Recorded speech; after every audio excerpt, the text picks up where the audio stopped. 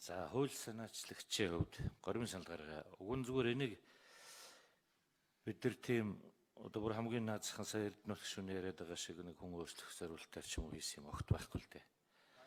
Тал талаас нь үгүй тэр хуулийн гол зорилго нь тэр биш байхгүй тий. Тэгэхээр гол нь энэ ярьж байгаа юмудаа жоохон хариуцлагатай ярьдаг болъё. Миний одоо жишээ нь би хууль санаагчийн хувьд хариуцлагатай ярьдаг болъё, мэдж ярьдаг болъё. Тэгэх одоо би бас тодорхой хэмжээнд дэдэрэг байхдаа хурал энэ төр өдөртөө санаа зовдөг байсан зүйл бол бидний хамгийн их алддаг зүйл нь цаг хугацаа байхгүй. Цаг хугацаан дээр айгүй их алддаг. Тань мэдхүүн чанартай юм асуугаад байна. Ярьж байгаа юмнасаа өөр юм яриад байна. Ингээд айгүй их цаг алддаг юм аа. Тэр өөрөө их хурлын ажил, хууль боловсруулах, хууль баталж гарах ажилд их хоошин татдаг, удаадаг тийм зүйлүүд байна. Тийм болохоор би бол гол нь тэр талаас нь бодолцож оролцсон. Яг бид нар хилцэх явцдаа энэ саяын гишүүдийн яриад байгаа юмнуудыг тэр тэргүй хасагдаал явдаг шүү дээ. Түүнээс ямар яг анх боловсруулснараа бүгдээрээ яг тэр чигээрээ батлагдаад гардаг хууль гэж байхгүй л дээ. Би гарын үсэг зурхтаач бас тэгж бодож орсон.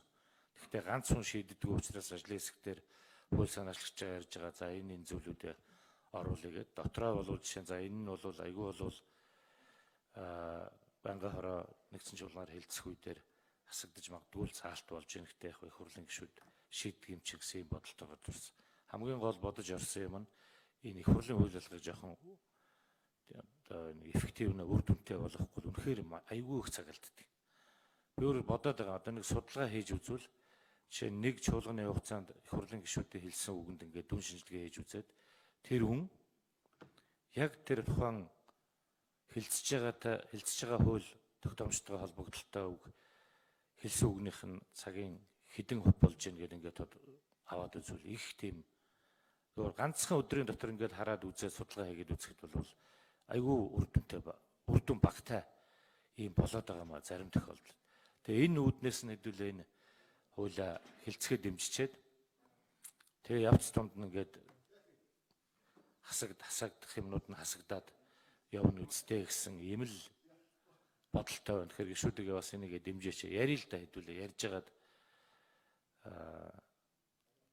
хурлынхаа зохион байгуулалт хууль ном хилцдэг энэ зүйлээ цаг хэмнэсэн яг оновчтой зүйлүүдэд ярьдаг болсон энэ чиглэл рүү хандуулдаг бол бус тийм нь хамаагүй хасааж. Би бол одоо хууль санаачлагчийн зүгээс гишүүд ярьж байгаад хасагчвал тэн дээр ярих юм байхгүй. Эцсийн дүндээ дэгийн хууль арай боловсронгуй болчвол илүү их үр дүнтэй цаг хэмнэсэн тэгээд бас тодорхой хэмжээгээр зөвхөн одоо хилцэж байгаа асуудалтай холбогдолтой судалгаатай баримттай юм ярина гэдэг бол бүр цаад утгаараа их хурлыг олон нийтэд ойлгуулах соён гэгэрүүл талд нь хүртэл хэрэгтэй зүйлүүд байдаг байхгүй.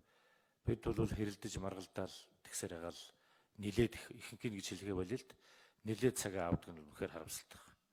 Тийм учраас гişүүдээ дэмжээд яриад хэдүүлээ явц тундаа асах юмудаа хасаад явчаал гэж уриалгаж.